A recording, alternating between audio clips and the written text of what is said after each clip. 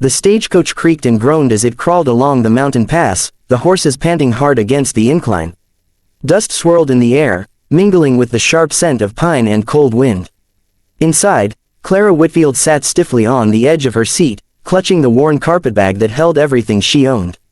The other passengers had long since disembarked at earlier stops, farmhands, a widow, a merchant with restless eyes, and now only she remained, bound for the end of the line. The driver called down through the open window, his voice muffled by wind. "Next stop's your fella's place, ma'am. Hope he's got a warm fire waiting, 'cause it's a long way back." Clara smiled faintly, though her stomach knotted with nerves. She had never met the man who would soon be her husband. His name was Jonas Hale, a mountain man who'd sent a letter months ago answering the marriage advertisement she placed in a Kansas paper. His words had been short but honest. "I ain't rich, but I'm steady. Cabin's warm, winters are cold, and I could use company that talks back." It wasn't romance she'd been looking for. It was survival. The wheel hit a rut, jolting her so hard that her bonnet slipped sideways. She adjusted it with trembling hands and glanced down at her feet. One was covered by a scuffed leather shoe. The other was bare, red, and raw. Somewhere along the trail, when the stagecoach had broken an axle, she'd stepped down to help push and lost the other shoe to a patch of mud so deep she couldn't retrieve it. The driver had warned her to leave it. "Ain't worth losing a leg over, ma'am," and she'd obeyed, but every step since had been a reminder of her foolishness. By the time the horses slowed at the final bend, the sun was sinking behind the ridgeline, painting the peaks in molten gold. Clara pressed her hand to the window, peering out. Below them lay a clearing carved from the forest, a rough cabin of hand-hewn logs, a split-rail fence, and a faint wisp of smoke rising from the chimney. It was smaller than she had imagined, lonelier, but something about the way it stood against the wildness felt solid. The driver cracked the reins and pulled to a stop. "Here we are," he said. "Jonas Hale's place." Her throat tightened. She gathered her bag, smoothing the front of her travel-worn dress.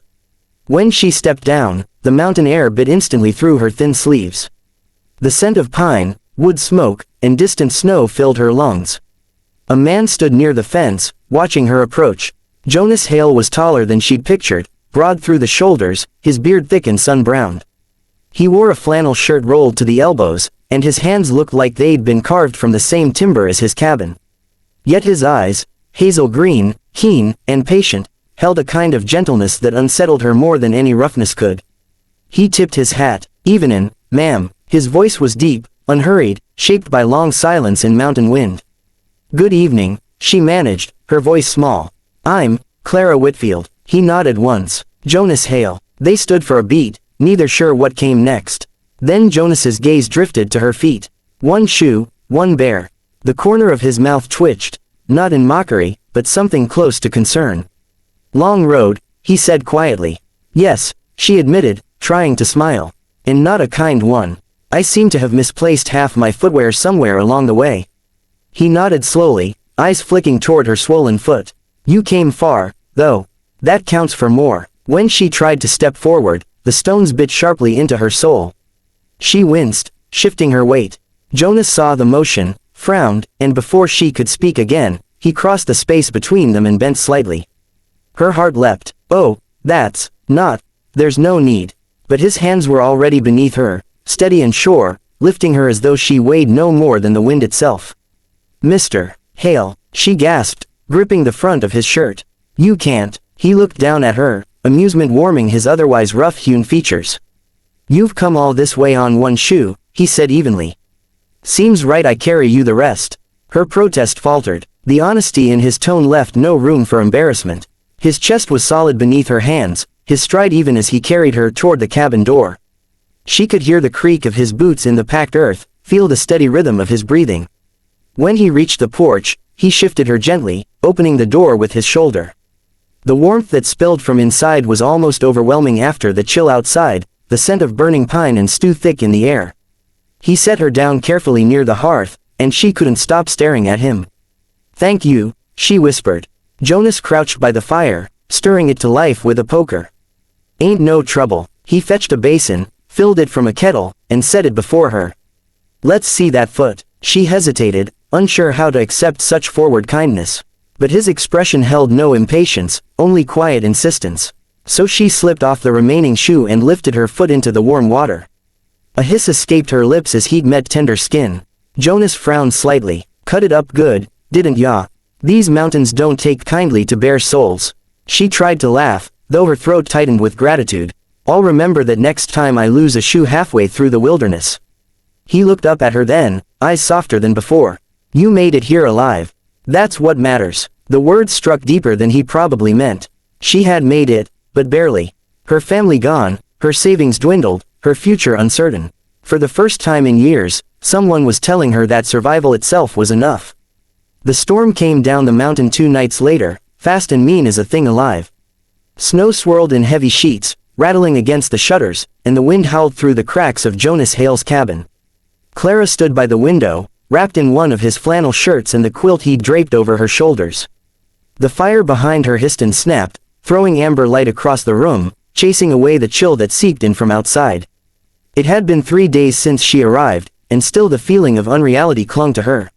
She had come to this place as a stranger, half frozen, half scared, and yet, with each hour, the mountain cabin began to feel less like a prison and more like a refuge she'd been searching for all her life. Jonas was by the hearth again, his sleeves rolled up, hands busy mending a bridle strap. He was a quiet man by nature, his voice low and steady, but silence around him never felt empty. It had weight, the kind that wrapped around a person and said you're safe here. When she turned from the window, he glanced up. Fire's gettin' low, he said. You cold? Not anymore, she replied softly. He studied her for a moment, his gaze catching on the small smile she tried to hide. Then he rose, crossed to the woodpile, and threw another log on the flames. Sparks rose, and warmth spilled out again. That's better, she nodded, then hesitated, twisting her hands together. I should thank you for everything you've done, carrying me, tending my foot, sharing your food. He waved a hand as if to brush it off. Ain't nothing worth mentioning, it is to me. Her voice trembled, and she lowered her eyes. You could have turned me away, Jonas. You didn't even know me.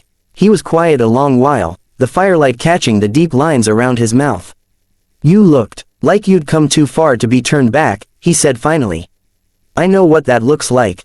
She wanted to ask him what he meant, but his tone carried a finality that told her not to press. After a pause, she took a breath. I've been thinking, she began, about what it means to start over. I thought I was coming here to be someone's wife, but now, she trailed off, her eyes fixed on the flickering light. Now I'm not sure who I'm supposed to be. Jonas leaned his forearms on his knees, considering her words. Maybe you don't need to be anything right now, he said quietly. Maybe you just need to be.